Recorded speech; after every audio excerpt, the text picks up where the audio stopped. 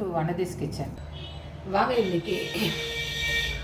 இன்றைக்கி ஒரு கல்யாண பூசணிக்காய் வச்சு வெள்ளை பூசணிக்காய்ன்னு சொல்லுவேன் இல்லைங்களா, அதை வச்சு ஒரு மோர்க்குழம்பு ரொம்ப சிம்பிளாக அந்த மோர்க்குழம்பு வைக்கிறேன்.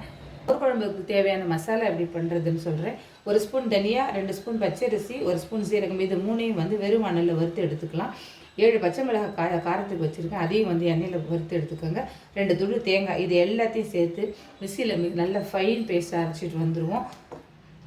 தயிரை வந்து இந்த மாதிரி நல்லா வந்து ஏடெல்லாம் இல்லாமல் சிரிப்பி வச்சுருக்கேன், கடைஞ்சி வச்சுருக்கேன். அது வந்து வெள்ளை பூசணிக்காய் வந்து இந்த மாதிரி துண்டுகளாக போட்டு இதில் வந்து மஞ்சள் பொடி கொஞ்சம் போட்டு ஒரு 2 விசில் குக்கரில் வேக வச்சு எடுத்துக்கிட்டு அப்புறம் பார்க்கலாம். இதில் வந்து ரொம்ப தண்ணி விடக்கூடாது, கொஞ்சம் தண்ணி விடணும். ஏன்னா காயிலேருந்து நிறைய தண்ணி வரும், அப்புறம் தண்ணியை நம்ம வேஸ்ட் பண்ணுற மாதிரி ஆகிடும். அதனால் ஒரு 1/4 டம்ளர் தண்ணி ஊற்றினா போதும்.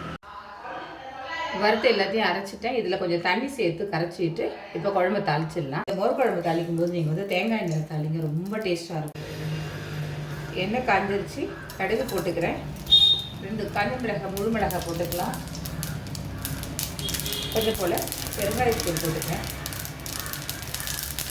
நிறைய கல்யாண வீடுகளில் வைக்கிற மோர் குழம்பு கொஞ்சம் வித்தியாசமாக இருக்கும் இல்லைங்களா, அதில் ஒரு டைப்பு தான் வந்து நான் பண்ணுற இந்த மோர் குழம்பு. இது மாதிரி ஒரு டைப்பில் ஒரு கல்யாண வீட்டில் ஒரு சமையல்காரங்க ஒரு மாதிரி பண்ணுவாங்க. கருவேப்பிலை போட்டுக்கிறேன்.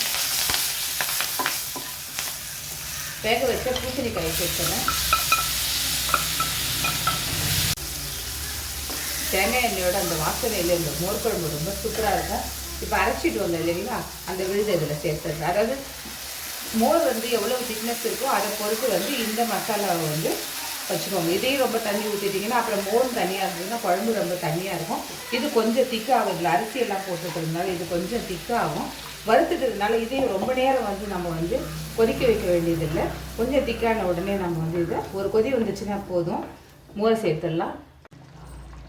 கடைஞ்சி வச்சுருக்கேன், இந்த மோரை சேர்த்துடுறேன். மோர் குழம்புக்கு தேவையான உப்பு போட்டுறேன். மோர் விட்டதுக்கப்புறம் குழம்பு கொதிக்கக்கூடாது, அப்படி நுரைச்சி வரும். அந்த நேரத்தில் இறக்கி குழம்பு நுரைச்சி வருது பாருங்கள். இப்போ ஆஃப் பண்ணிவிடுங்க. இப்போ இதில் பச்சையாக கொஞ்சம் போல் தேங்காய் எண்ணெய் விடலாம்.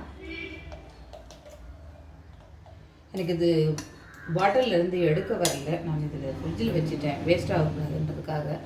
நீங்கள் வந்து தேங்காய் எண்ணெய் 1 ஸ்பூன் விட்டு இறக்கிடுங்க, சூப்பராக இருக்கும். அருமையான பூசணிக்காய் மோர் குழம்பு ரெடி ஆகிடுச்சு. ட்ரை பண்ணி பாருங்கள். பிடிச்சிருந்தா லைக் பண்ணுங்கள், ஷேர் பண்ணுங்கள், சப்ஸ்கிரைப் பண்ணுங்கள். நன்றி, வணக்கம்.